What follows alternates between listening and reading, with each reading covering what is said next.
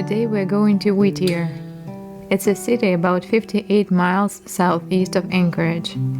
It's also a port for the Alaska Marine Highway.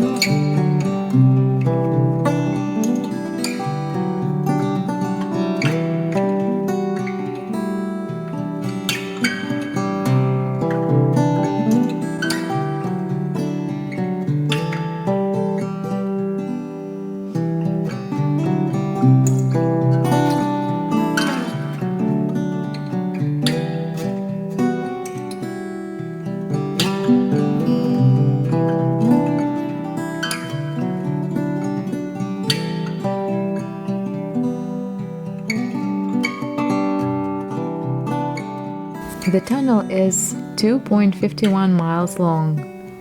It is the longest highway tunnel and the longest combined rail and highway tunnel in North America. The tunnel originated as a rail-only tunnel, and it was excavated by the military during World War II to act as Alaska's main supply route for goods arriving in the protected deepwater port in Whittier. When the military abandoned Whittier in the 1960s, the tunnel was made a part of the Alaska highway system and given a massive overhaul. The traditional tracks were replaced with a solid concrete path that brought the rails flush with the road surface, so that cars could now use the long tunnel as well. Once we exited the tunnel in Whittier, we were met with a gusty wind, a drastic difference compared to the weather before we entered the tunnel.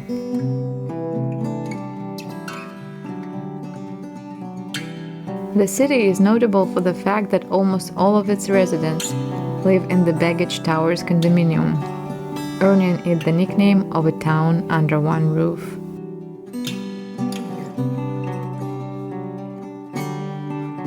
Portage Pass Trail starts right outside the tunnel, and it goes to the lake, Portage Lake, and also Portage Glacier. Whittier is one of the wettest cities in Alaska in the United States. But today we're having sunny weather, which may have made the wind feel extra cold.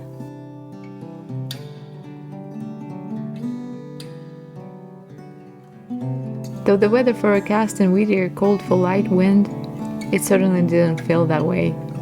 I'd say that the wind forecast is important in Alaska in general, especially if you're planning to hike in the mountains. It's definitely more important than the sun or rain forecast.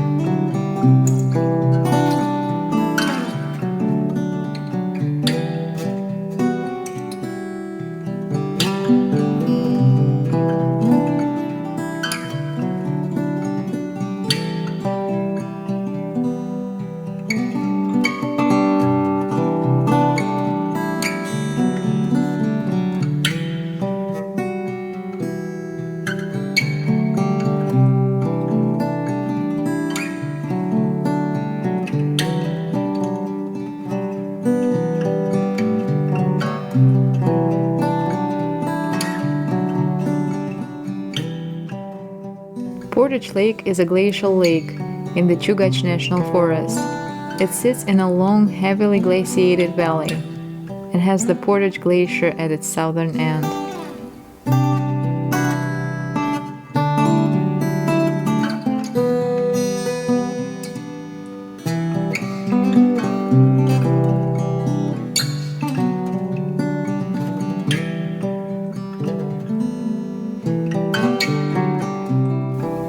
The lake has only become visible since approximately 1914, with the rapid retreat of Portage Glacier.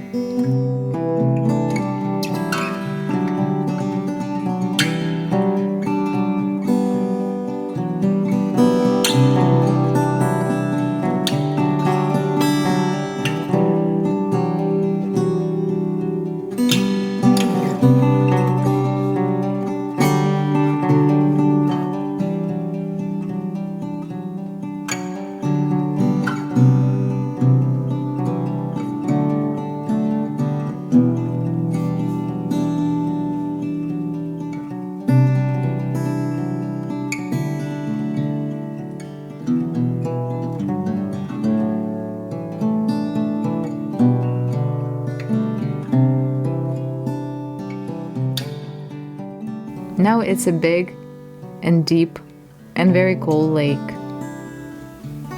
You can typically see the glacier only by hiking here during the summer months.